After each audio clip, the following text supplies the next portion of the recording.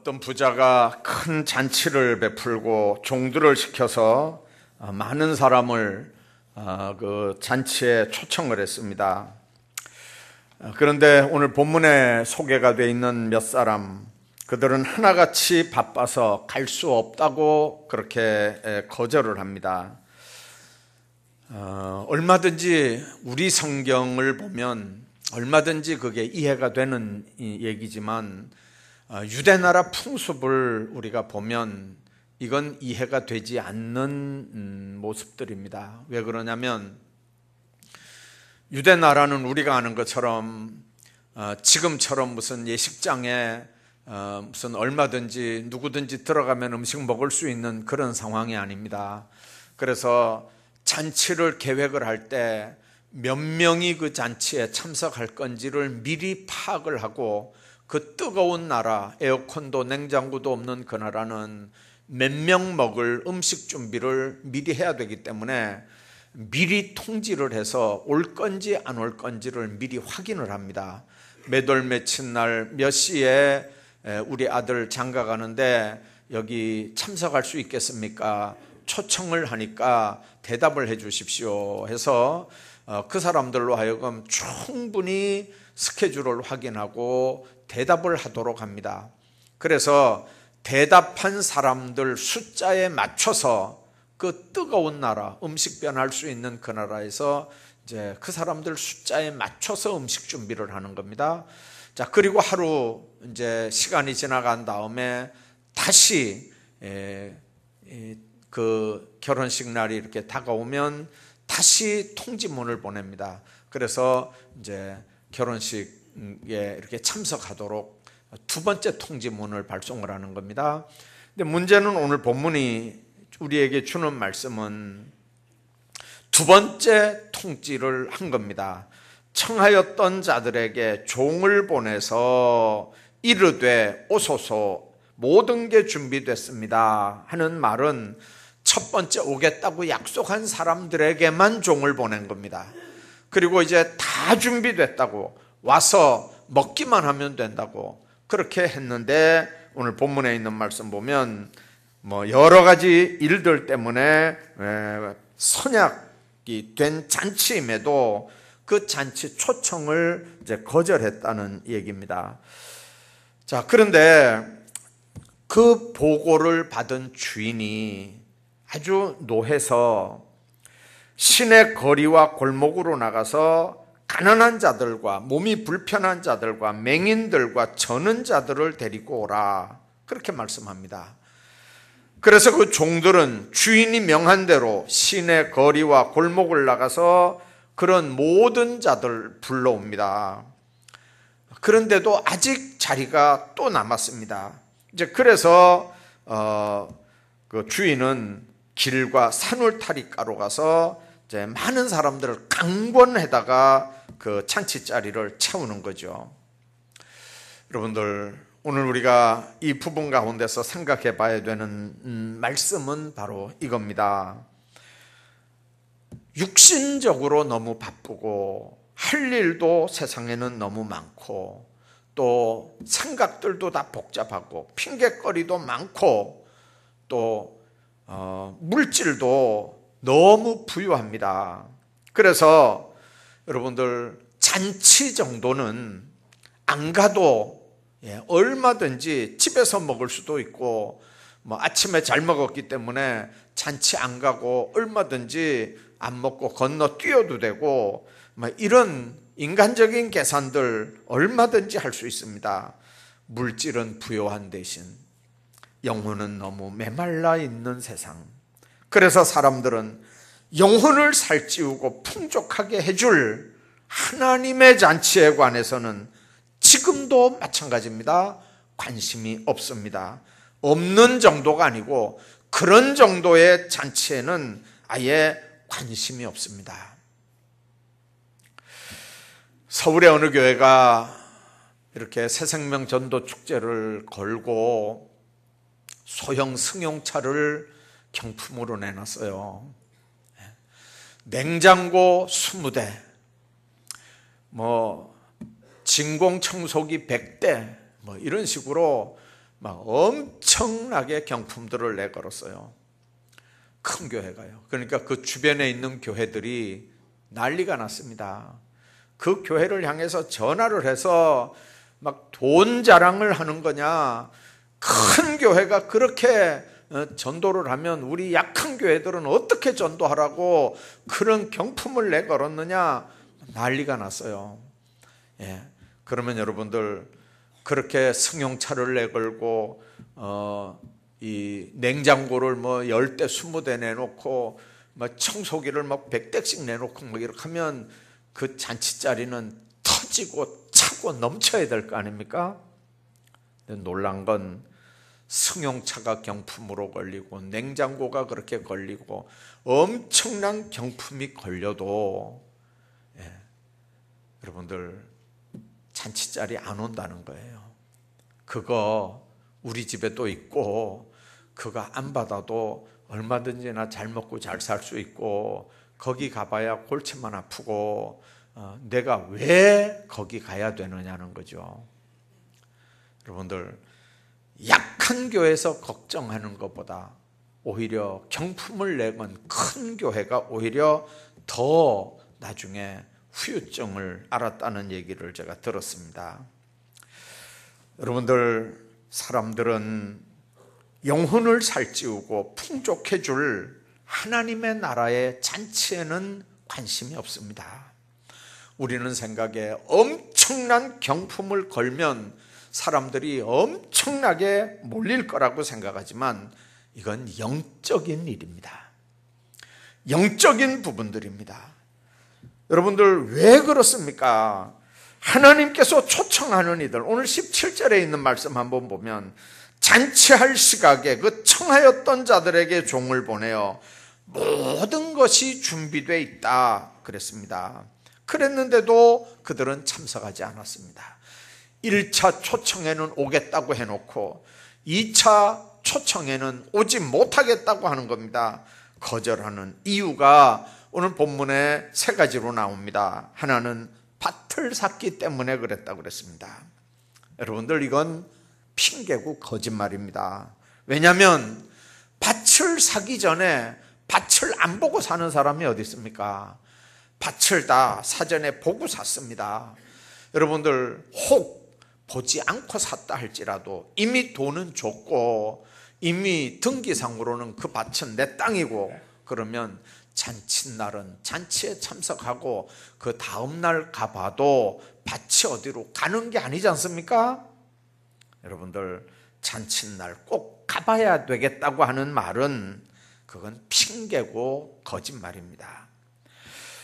또 2번째 사람은 소 5겨리를 샀기 때문에 밭을 가는 시험을 해봐야 된다고 잔치 못 가겠다는 겁니다. 여러분들, 소를 살 때 그거 다 적당한지, 밭을 잘 가는지 여부를 보고 샀단 말이죠. 서두를 이유가 없습니다. 소값은 이미 지불됐고 소는 이미 내 구유에 매어져 있는 거고, 그렇기 때문에 잔치는 잔치대로 참석하고 그 다음날 얼마든지 가서 소를 시험할 수도 있는데 여러분들, 못 가겠다고 하는 거거든요. 3번째 사람은 장가를 들어서 얼마 못 가겠다는 얘기입니다. 여러분들, 우리가 아는 대로 신명기에 보면 장가든 사람, 저 포도밭 만들고 아직 첫 곡식 못 먹은 사람, 뭐 이런 사람들은 군대 안 가도 됩니다. 면제해 줬습니다. 결혼하고 아직 신혼인 가정들은 아내를 기쁘게 해야 되기 때문에 절대로 징집을 안 해갔습니다. 자, 그렇다면 여러분들, 장가든 지 얼마 안 됐기 때문에 남의 잔치집에 가지 못하겠다, 이거는 이율배반적인 겁니다. 그 집도 이 집 잔치에 와서 여러분들 축하했을 거 아닙니까? 그랬으면 그 집 잔치에도 부부가 참석해서 그 집 잔치도 기쁘게 해줘야 될 거 아닙니까? 여러분들, 장가든 지 얼마 안 됐기 때문에 갈 수 없다, 이건 핑계고 거짓말입니다. 여러분들, 지금도 마찬가지죠. 여러분들 나가서 이제 다음 주일날 새생명 전도 축제다, 이렇게 전도지도 주고 1차 선물도 줍니다. 그런데 여전히 하나님은 주의 종들과 전도자들을 교회를 통해서 세상 사람들에게 보내고 하나님의 잔치, 천국 잔치에 동참하라는 초청을 하도록 합니다. 그런데도 사람들은 받은 은혜가 큰데도 불구하고 구원의 자리, 영생의 축복의 자리에 참여하지 않을 뿐만 아니라 외면하고 주님의 사랑과 구원의 복음을 거부하고 자신의 육적인 일에만 관심을 집중시킵니다. 이미 받은 은혜가 얼마나 큰데도 불구하고 그거는 생각지도 않고 잔치를 포기할 정도로 불참할 정도로 받은 은혜에 집중하고 있다는 말은 하나님의 진노를 피할 수가 없는 상황이라는 의미입니다. 자, 왜 그들이 초청에 관심이 없었을까요? 여러분들, 신학자들은 4가지 정도를 지적을 합니다. 첫째는 인간의 타락한 근성들 때문이라는 게 복음주의자들의 해석입니다. 아담이 선악과를 먹었던 이유가 하와가 내게 줬기 때문에 내가 먹었다는 게 아담이 하나님 앞에서 했던 설명입니다. 근데 여러분들 그거 거짓말인 거 아시죠? 진짜 이유가 뭡니까? 하나님이 선악을 알게 하는 나무 열매 절대 먹지 말라는 명령보다 선악과에 관심이 더 있고 아내가 먹고 행복해하는 표정이 더 관심이 집중이 되니까 여러분들 하나님의 말씀보다 더 비중 크도록 그 선악과를 먹은 거거든요. 지금도 천국 초청에 대한 변명들이 많습니다. 어떤 사람들은 교회 가는 것보다 공부가 더 중요합니다. 수능 쳤고 이젠 논술 준비해야 되기 때문에 공부가 더 중요합니다. 어떤 사람은 피곤하기 때문에 좀 그날 아무 데도 안 가고 좀 쉬고 싶습니다.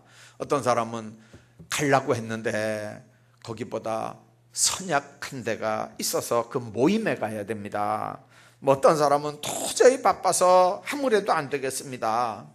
여러분들, 이 모든 핑계의 핵심이 뭡니까? 그건 바로 타락한 근성에서 나오는 변명입니다.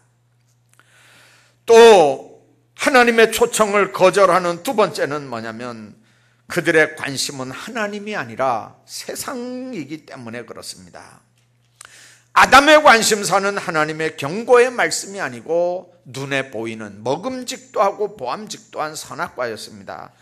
가룟 유다의 관심사는 3년 동안 예수님을 따라다니면서 들었던 하나님의 나라가 아니고 천국이 아니라 당장 눈에 보이는 은 30이 그의 관심사였습니다.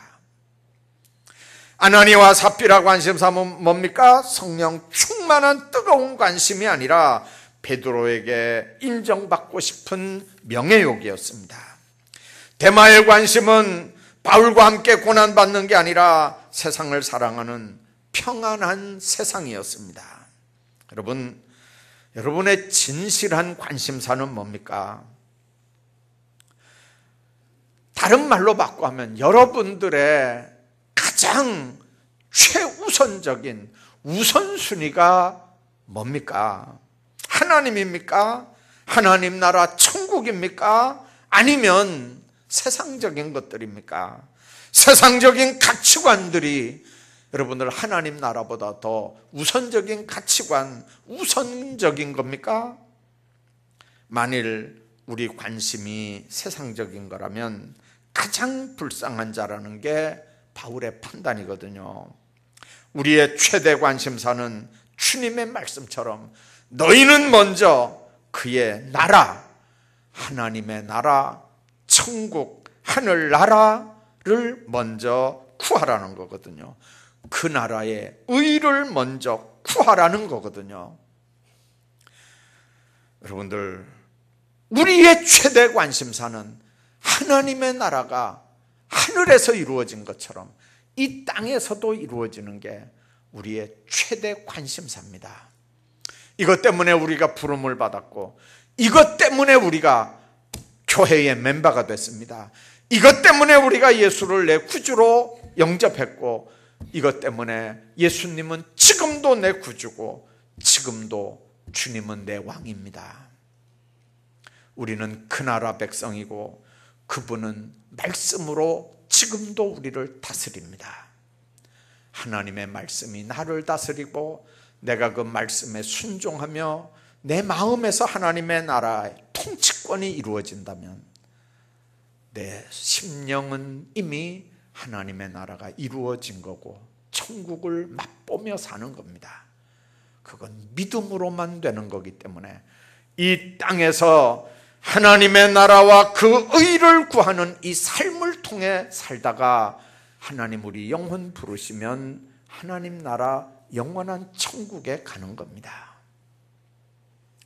여러분들, 하나님의 나라가 하늘에서 이루어진 것처럼 이 땅에서 이루어지는 일에 주님은 지금 먼저 하나님 나라를 만들고 영접한 우리를 그 도구로 쓰신다고 하는 사실을 명심하기를 바랍니다. 뿐만 아니라 왜 그들은 초청에 관심이 없었을까요? 폐쇄된 개인주의자들이기 때문에 그렇습니다.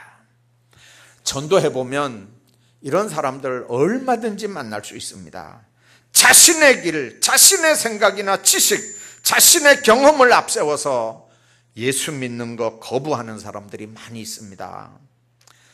다시 말하면 하나님 없이도 얼마든지 세상 잘 살아왔고, 하나님 도와주지 않아도, 하나님 없어도 얼마든지 혼자 능력으로 앞으로 행복하게 잘 살 수 있다는 거예요.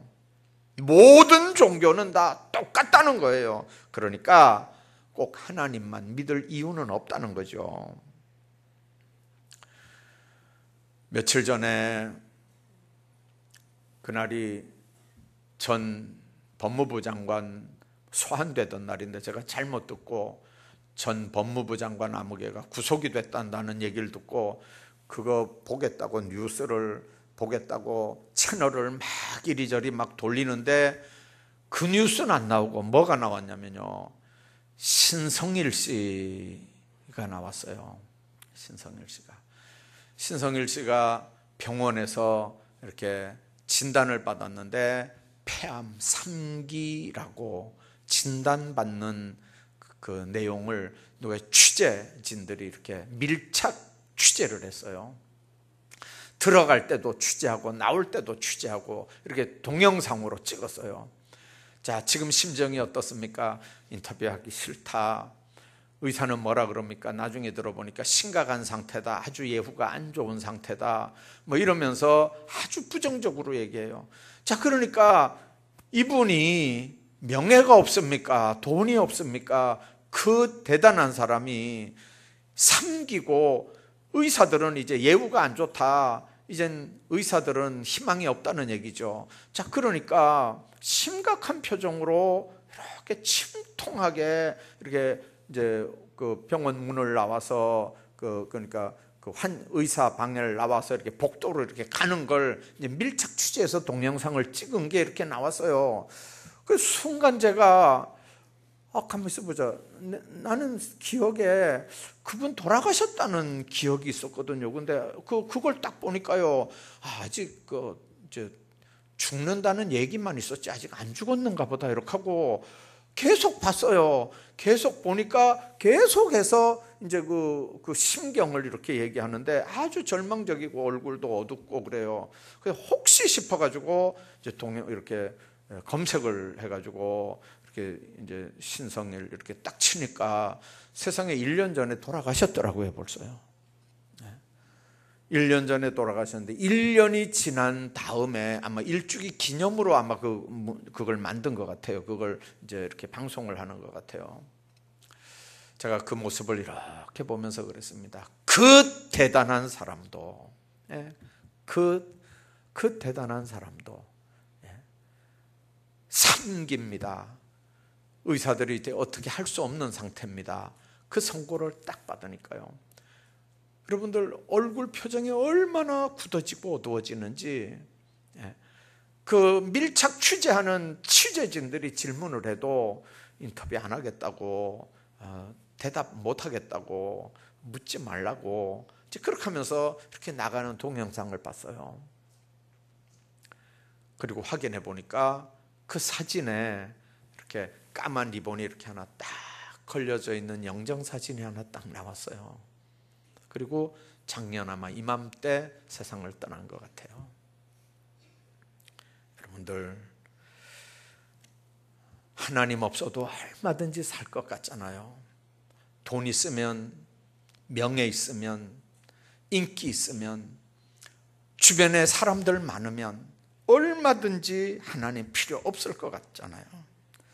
이런 사람들은 극도로 폐쇄된 개인주의는 자신의 사고방식에 큰 여리고성을 쌓아놓고 삽니다. 아무도 그 성에 들어오지 못하는 거예요. 그 사람하고 대화가 안 됩니다. 설득이 안 됩니다. 자신의 생각은 항상 옳습니다. 자신이 아는 게 답니다. 사람들은 그런 사람을 고집이 세다 평가하지만 고집이 센 게 아니고 폐쇄된 개인주의자들입니다. 그런 극도의 개인주의자는 자기가 아는 게 다고 자기가 경험한 게 답니다. 자기가 판단하는 건 언제든지 옳습니다. 그런 사람들은 믿음 생활하기가 정말 어렵습니다. 복음을 받기도 어렵고요, 예수를 똑바로 영접하는 것도 어렵습니다. 왜 그러냐면 예수님을 영접하면, 예수님의 말씀을 받아들이면 그 말씀보다 더 비중 있는 내 모든 건 다 내려놔야 되는데 못 내려놓거든요. 안 내려놓고 예수님 받아들이는 방법은 없거든요. 그러니까 그런 사람 전도하기가 어려운 거예요. 여러분들, 그런 사람 전도하면서 낙심하고 또 속상해하지만 우리가 할 수 있는 일은 위에서 기도하고 발에 먼지를 털고 나올 수밖에 없어요. 뿐만 아니라 그들은 왜 초청에 관심 없을까요? 물질주의자들이기 때문에 하나님의 초청을 거부합니다. 여러분들에게 한번 예화 이야기한 적이 있어요. 요한 웨슬레가 전도 초청 집회에 가서 아주 설교를 했대요. 그 설교 내용 중에 예화를 들었는데 이런 돈에 관한 설교를 하면서 이렇게 설교를 했어요.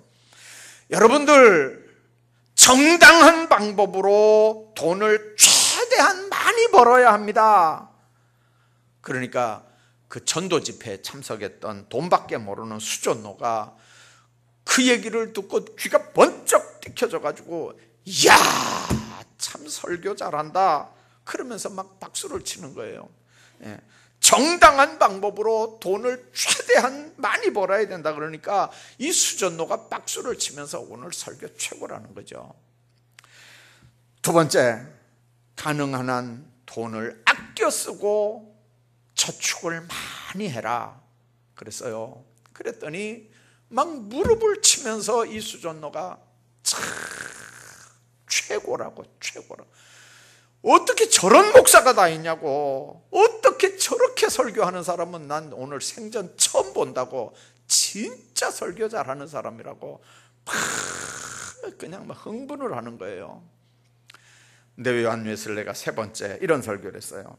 벌어서 저축한 돈은 선한 일을 위해서 남김없이 쓰십시오.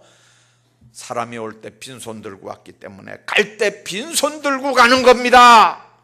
그랬더니 그 감탄에서 막 칭찬하던 이 사람이 무릎을 탁 치면서 뻘떡 일어나더니 하는 말이, 에이, 마지막 설교 아주 설교 오늘 베랬네 이렇게 하면서 뻘떡 일어나서 나가더라는 거죠. 여러분들, 열심히 돈을 벌어라, 가능한 한 돈을 아껴 쓰고 저축 많이 해라. 그렇게 할 때는 설교 잘한다고 입에 침이 마르도록 칭찬하던 사람이 빈손 들고 왔으니까 나중에 빈손 들고 가니까 선한 일에 돈 많이 똑바로 써라 그러니까 그냥 뻘떡 일어나가지고 설교 베레딱 걸고 나간단 말이에요. 오늘 본문의 밭과 소를 사는 행위는 물질주의자들을 표상하는 말입니다. 사실 돈은 성도들에게 있어서 사람됨이나 신앙 인격을 측정하기에 가장 좋은 도구일 수 있습니다. 그래서 루터는 성도는 심령만 아니라 돈지갑도 거듭나야 한다, 그렇게 얘기했습니다. 한마디로 돈을 하나님보다 더 사랑하는 사람은 절대로 천국 들어갈 수 없다는 의미입니다. 하나님을 사랑하는 성도는 모든 것을 버리고 주님을 따르는 사람들입니다. 타락한 본성도 버리고 노력하고, 그리고 세상을 등지려고 노력하고, 개인주의, 물질주의 사랑하는 거 버리려고 노력합니다. 하나님 앞에 구차한 변명도 버리려고 하는 사람들입니다. 아브라함도 모세도 그랬습니다. 세례 요한도 그랬습니다. 여러분들, 이들의 모든 관심사는 뭐였습니까? 하나님의 나라, 천국이었습니다. 그들의 최대 관심사는 이 세상이 아니라 하나님 나라였습니다. 오늘 우리가 이 세상에서 기억해야 되는 건 우리의 최대 관심사가 뭡니까? 이 세상이 아니라 하나님이어야 하고 하나님 나라여야 합니다. 우리 삶의 최고의 우선순위가 뭡니까? 하나님 나라와 하나님의 의를 추구하는 것이어야 합니다. 그래서 하나님 앞에 그렇게 사는 사람들의 사는 삶이 뭡니까? 빈자리에 대한 책임을 느끼는 겁니다. 21절에 있는 말씀 보면 주님은 그 빈자리가 생긴 사건을 보면서 몹시 화를 냈다고 그랬습니다.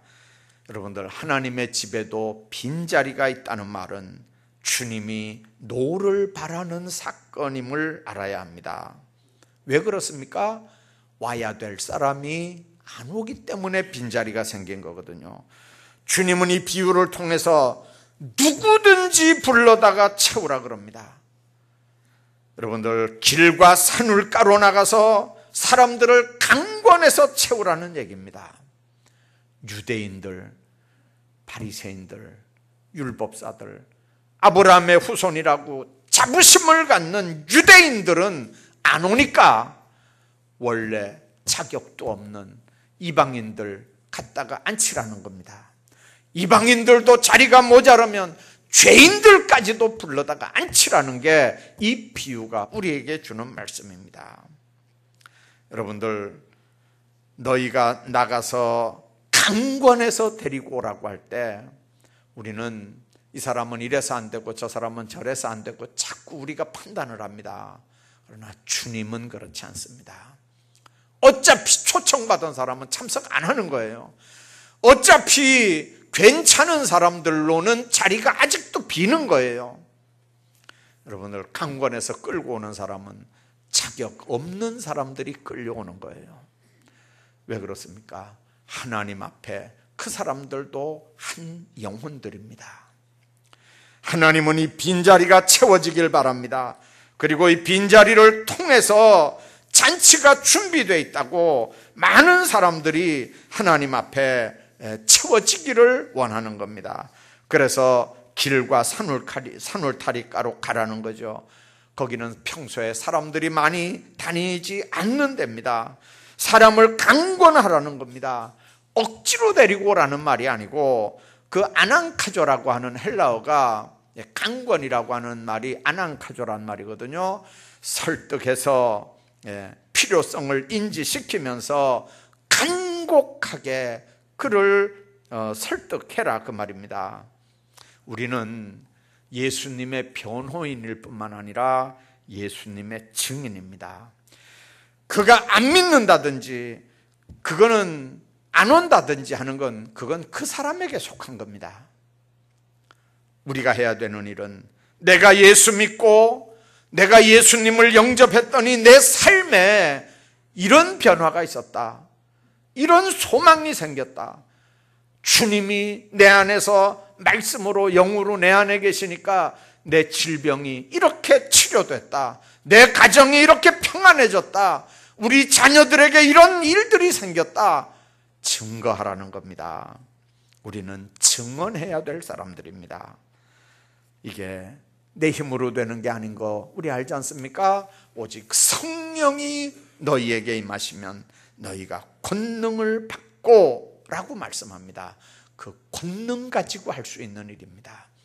여러분들, 주님이 주시는 간절한 심령, 주님이 주시는 그 힘, 능력 가지고 나가서 이번 주간에 정말 한 영혼이 천하보다 귀하다고 했는데 강권해서 필요를 인정하면서 왜 예수 믿어야 되는지, 내가 예수 믿기 전에는 어땠는데 예수 믿은 다음에 나와 내 가정이, 내 삶이, 내 건강이 이렇게 바뀌어졌다고 하는 걸 이야기하면서 예수 믿고 구원받은 하나님의 백성으로서의 증인 사명 잘 감당하고 주님의 명령 가서 전파하고 강권해서 데려다 내 집 채우라고 하는 이 말씀, 나에게 주신 하나님의 명령인 줄 알아서 순종하는 복들이 있기를 주의 이름으로 축원합니다.